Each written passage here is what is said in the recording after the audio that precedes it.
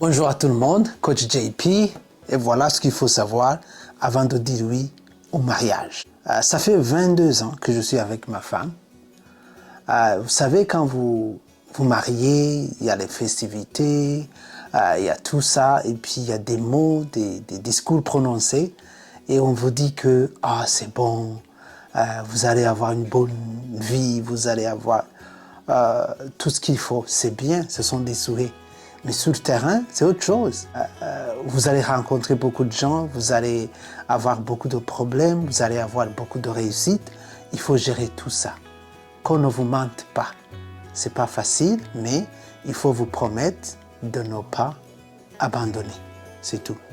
Alors, avant de dire oui, avant de mettre une robe, une bague, faire des cérémonies, il faut dire oui à une vie parce que vous allez vivre ensemble pendant longtemps.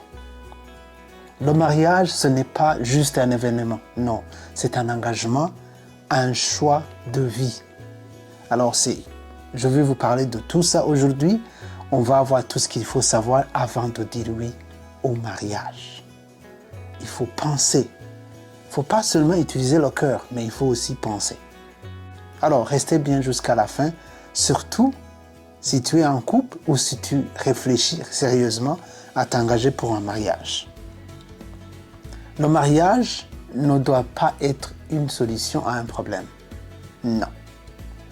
Tu ne te maries pas pour sauver une relation ou pour sauver quelqu'un, la famille, ou peut-être rattraper quelqu'un que tu as voulu épouser et puis les choses ne sont pas passées comme il faut et à un certain moment, il faut l'arracher, il faut l'attraper.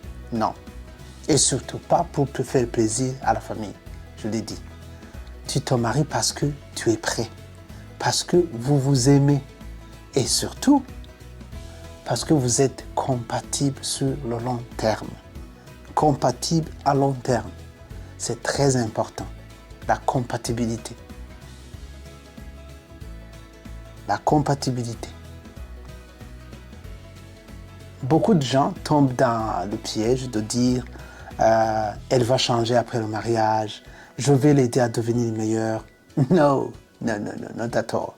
Tu épouses la personne qu'elle est aujourd'hui, la personne que tu vois, pas celle que tu espères qu'elle devienne.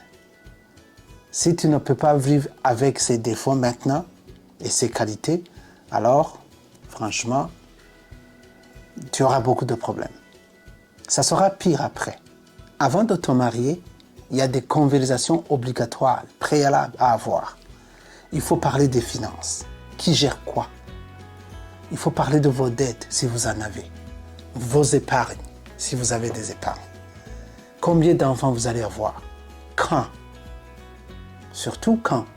Il faut parler de vos valeurs par rapport à la religion, par rapport à la famille, par rapport à l'éducation des enfants. Le rôle des couples, qui fait quoi, qui ne fait pas quoi.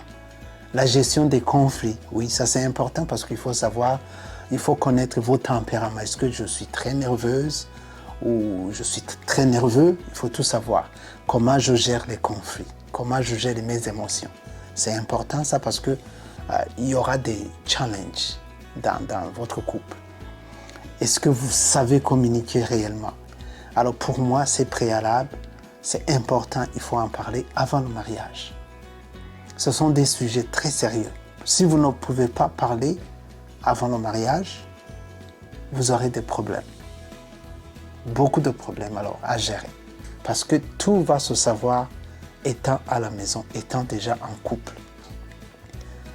Oui, on peut aimer quelqu'un, mais ne pas être compatible. L'amour, c'est important, mais la maturité, le degré de communication, la patience, le respect, c'est ce qui fait tenir en couple plus longtemps. C'est ça. Le mariage, ce n'est pas l'amour du moment, comme ça là. Bon. C'est l'amour sur le long terme. Souvent, on se marie, mais on ne tient pas compte de tous ces enjeux. Tu signes pas un contrat solo, seul.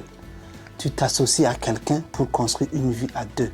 Il faut savoir faire des compromis, accepter l'autre dans ces moments difficiles, dans ces bons jours, mais surtout dans les pires. parce que ça arrive. Si tu es prêt vraiment à grandir avec l'autre, à porter ensemble les hauts et les bas, là, tu es sur le bon chemin. Là, tu peux penser à signer, à dire oui. Mais si tu vois que c'est impossible, il ne faut pas dire oui. Il ne faut pas avoir une mort lente. Parce que c'est mourir lentement. Si tu penses que tu ne peux pas construire en nous, c'est-à-dire nous dans la maison, vous deux, alors tu ne peux pas même construire le jeu. C'est-à-dire tu ne te connais même pas. Alors les préalables aussi, c'est de se connaître avant de dire oui à quelqu'un. Apprends à te connaître vraiment deeply. Quelles sont tes limites, tes attentes, tes rêves? Le mariage ne te complète pas.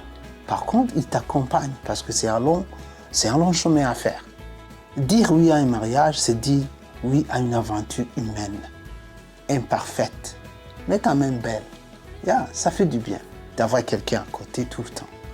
C'est un choix de cœur, mais aussi c'est un choix de tête. Il faut penser. Il ne faut pas aller comme ça. Je l'aime, mais est-ce que tu vois tout ce qu'il faut voir? Non. Alors, prends ton temps de réfléchir. Pose-toi de bonnes questions. Parle, écoute et surtout ne te précipite pas. Non. Il faut aller lentement. Alors, on va clôturer. Si cette vidéo t'a aidé, partage-la, surtout à quelqu'un qui pense à se marier. Dis-moi dans les commentaires si toi tu préfères savoir tout ou prétendre dans le mariage ou tu aimerais savoir tout avant de se marier. Mais sachez bien ceci, même si tu connaissais tout, même si tu savais tout avant le mariage, il y aura des choses que tu vas découvrir au cours du mariage. Ne t'en fais pas, il faut savoir le maximum, mais il y a aussi le minimum ou des choses un peu là et là-bas que tu ne sauras pas avant le mariage. C'est dans le mariage que tu le sauras. Mais le point fort, c'est qu'il faut se promettre de ne pas se lâcher. Promise yourself to not give up. À bientôt, à une prochaine vidéo. Pensez à toi, protège ton cœur. Entre-temps, see you soon. Thank you so much. Coach JP.